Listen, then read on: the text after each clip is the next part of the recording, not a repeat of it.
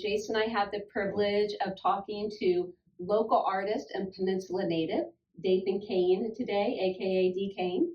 So thank you so much for coming into our office. We really appreciate having you here. Thank you for having me. Thank you for having me. I'm honored.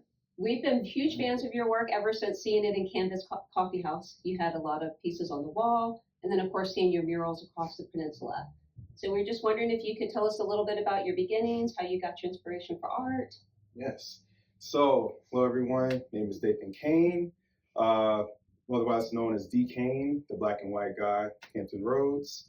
So my journey in this started in, I want to say professionally, 2014. Went to my undergrad, came out of school in 2014 from BSU. I was an art and design major with a focus on illustration. So really didn't get into painting until my senior year of college, and moved back to the area after living back and forth in Richmond for about a year in 2014. I started off as like a still life and portrait painter.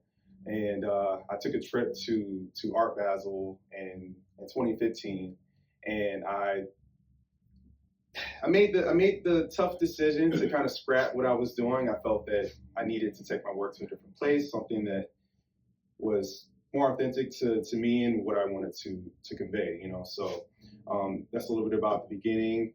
I had the honor of meeting Asa Jackson and his wife Carrie Jackson.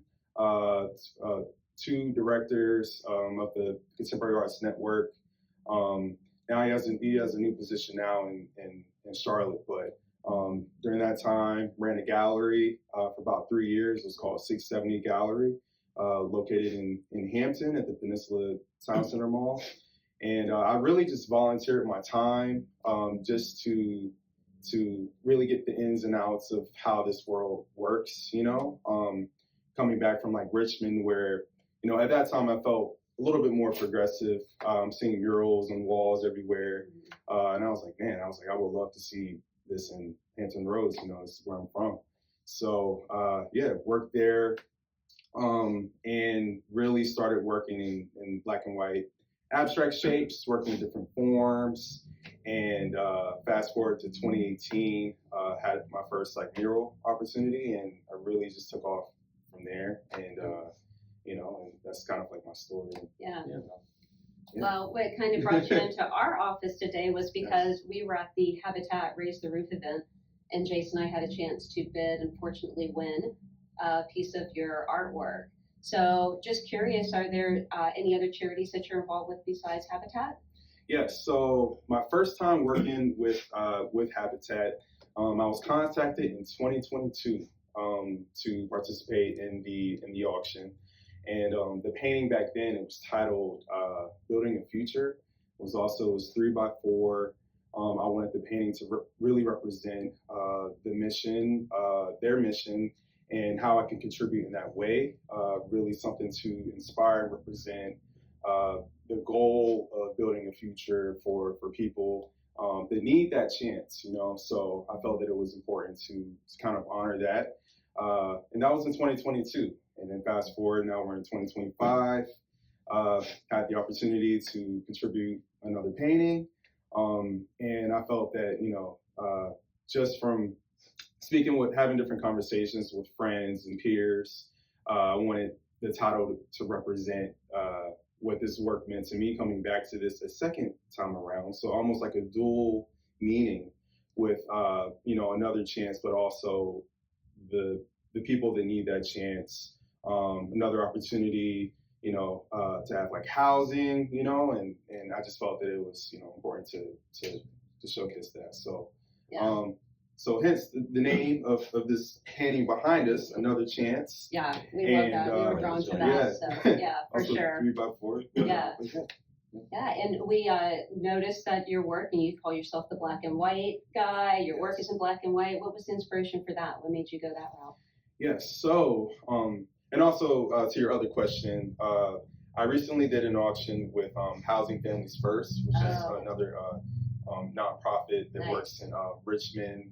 They provide resources for homeless. So if you need that second chance, they provide that there and make sure you get back on your feet and everything.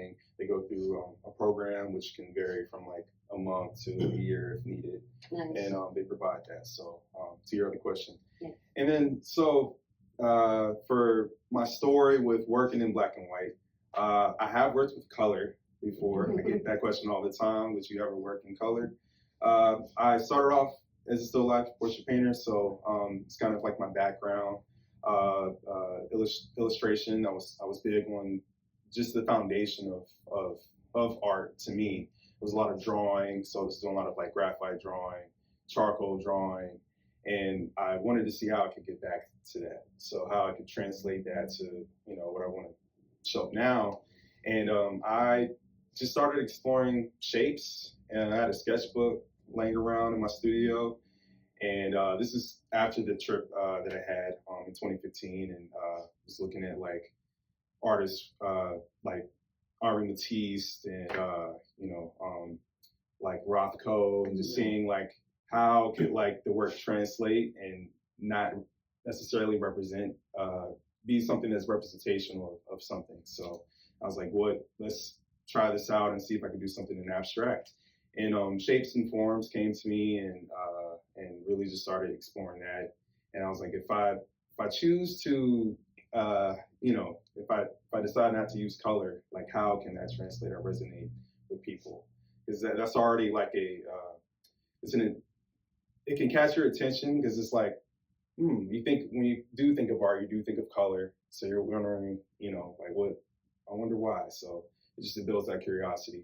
And I decided to just run with that. Eventually going from like paper to canvas, seeing how this will work in composition, and then taking that to like a wall. With walls, you're working with various textures, whether it's brick or if it's something flat like behind us here. And yeah, just playing around with that, seeing like how I could like wrap or create something fully immersive. If you're passing by, I do feel that like public art has the power to impact in a different way, because it reaches all walks of life. Those that may not feel comfortable in let's say a gallery or museum space, how can I make sure that the work that I'm doing is accessible to them? Okay. And so, public art, it starts with that, just that engagement, your daily commute to work. You see a mural and then you're like, wow, that just made my day. And then, you're going into work with maybe a new attitude. So that's something that's important to me, and kind of the reason as to why I chose black and white. That's awesome. Yeah, thank you. Yeah. Thank you. So, we love your piece, Another Chance. What do you have next on the horizon? What are you currently working on? So next, working on another auction coming up for the Collectors Night auction. Takes place in Richmond for the Visual Arts Center. They have amazing programming. They offer like residency programs for artists that want to come in and work with new materials.